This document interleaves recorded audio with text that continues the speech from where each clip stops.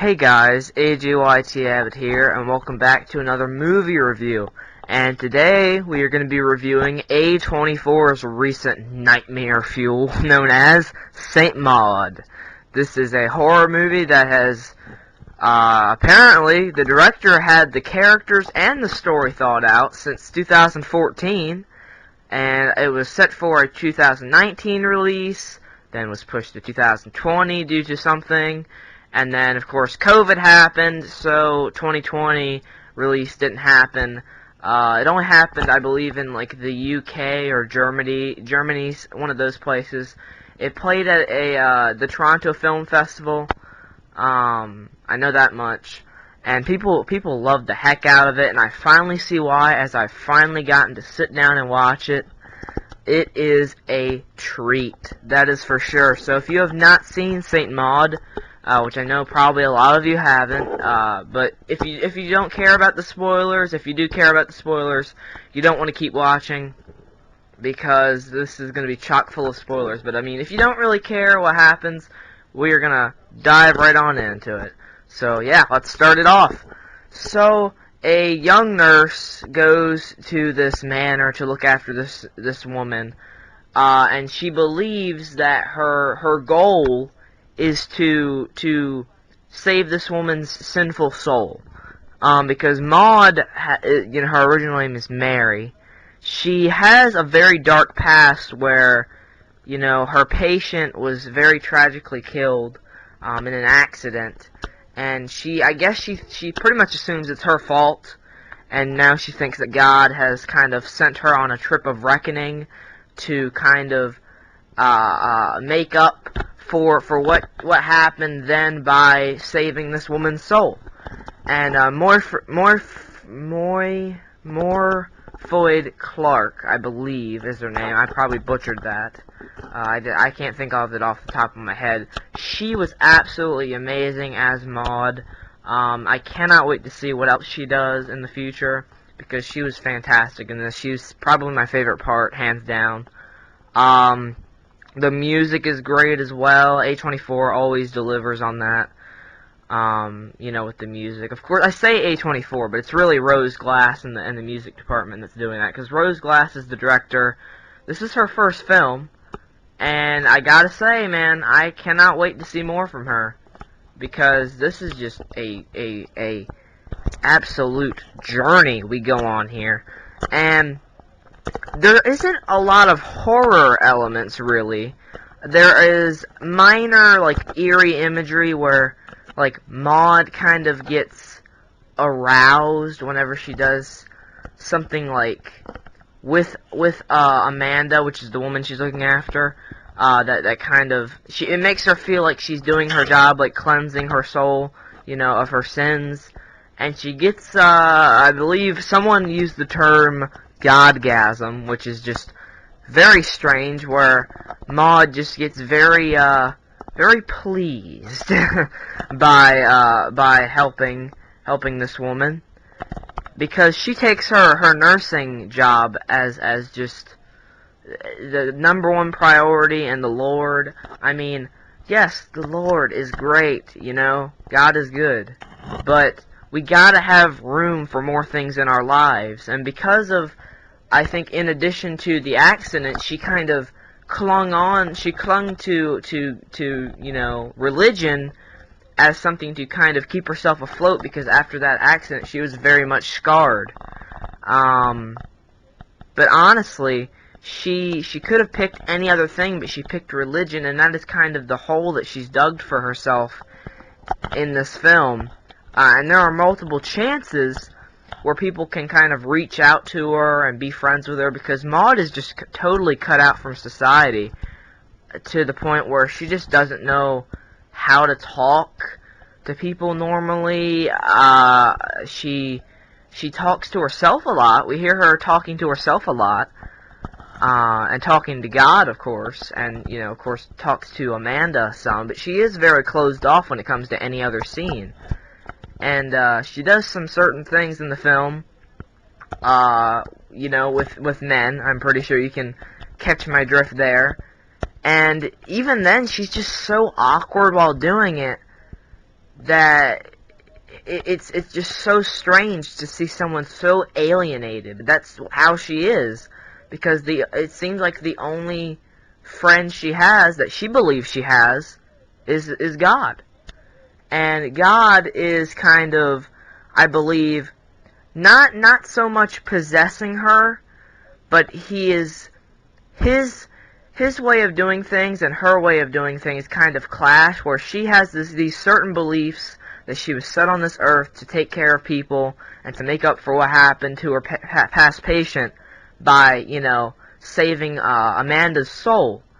But by the end, she goes to Amanda and she starts having this crazy vision where Amanda is possessed by the devil, and it's a really great effect where Amanda raises out of the bed with like a stretched out. It was absolutely awesome, magnificently done. The effects there, and terrifies Maud, because she thinks this is a demon that she's been trying to save this whole time. So Maud stabs Amanda like a bunch of times, throws holy water at her. She's basically trying to end the possession. What is it? Exorcism. She's trying to perform an exorcism pretty much at that point, but she just stabs her out of fear. But then it kind of cuts to where Amanda is just in the bed, lying down, dead, bleeding out, in agonizing pain. Which is some of the pain that Maud's gonna have to go through at the end. We'll get to that, because that just, wow.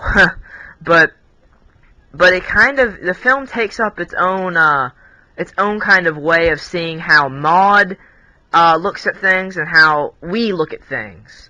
Because Maud stabs Amanda. She thinks that she's, a demon. And then from our perspective, Amanda is just this poor woman that just didn't have the same faith and beliefs that Maud had, and Maud can't accept that, so she just stabbed the hell out of that poor woman. And it sucks, because this is the character that we're kind of rooting for. I mean, maybe after she stabs Amanda, you're still with her, because she has this illness. I assume, because she just does the craziest, sees the craziest, does the craziest, just experiences the craziest things in this film. And it all comes to a head with that scene where it's kind of, what she's doing, what she's seeing isn't what's really happening. And that is where we get to the end, where Maud is on the beach, and she has propane, pours it all over herself, man. And this is when it gets terrifying for me. After watching this movie, I wasn't exactly sure I would be able to watch it again without just being scared shitless. I'm coming off of that now, kind of the same way I came off of Dead Vision from WandaVision, because that freaked me the hell out when I first watched that. But now, looking back, I have seen worse horror. It was just the fact that the horror elements didn't really come in until the end, so it was just a big gut punch. Where Maud she's got these angel wings, there's people bowing, and, you think that maybe she's won, she's finally going to be accepted by God, and for half a second it ends with cutting back to her absolutely fucking roasting to death. Maud burns herself alive, and it is terrifying. The music stops, it's just agonizing pain. It is honestly one of my most frightening watches from A24, and honestly one of my most frightening watches of all last year and this year, because I'm going to include Saint Maud on the films that I missed from 2020. I'm not going to include it on 2021 because I honestly, I don't know. Let me know down in the comments below. Do you think I should add Saint Maud into our 2021 list, our ranking there? Because I'm pretty sure many respective critics have kind of included it in 2020, but I don't know. Maybe I will include it in 2021. I don't know, because as of right now, I have it in the 2020 list, and it's at maybe like number 15, I believe. So not bad, because there is like one thing that I don't know. It kind of took me out of the film. Sorry, clearing my throat there. So the film is not really one of those big, powerful experiences like you'd get from Uncut Gems or the Midsummer. It kind of moves at a slow and steady pace, even slower than I feel The Lighthouse moved. And then it saves those big time scares, that ultimate shock factor, for the very last second, literally the last second. But I did stick to the formula that I normally see from A24 films, where all hell breaks loose nearly, at the end, like the last 15 minutes. I can say the only A24 films that haven't done that I've seen, at least, was of course The Farewell, First Cow, and Minari.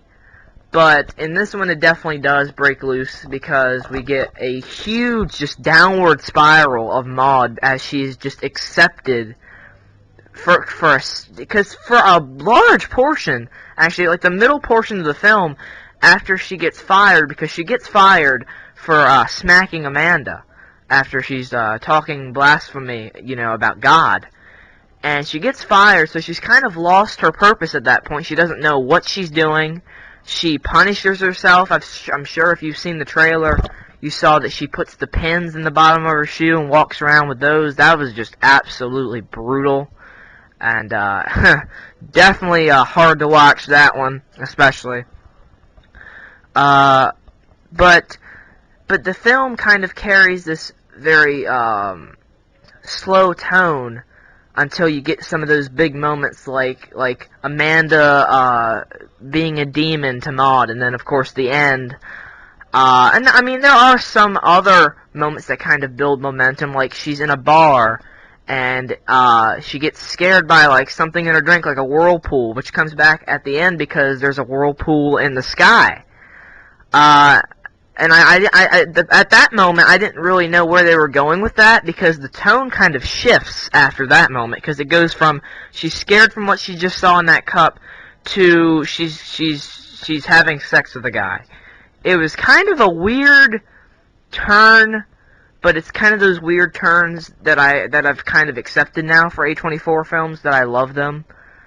And yeah, there is some slight humor in there, surprisingly. I didn't think there was going to be any humor in this one, but A24 manages to sneak in some humor whenever they can, with the films they produce. But in all honesty, Saint Maud is a great horror movie. Is it the best from A24? No, I still love The Witch and Midsummer and The Lighthouse more than this one, and even.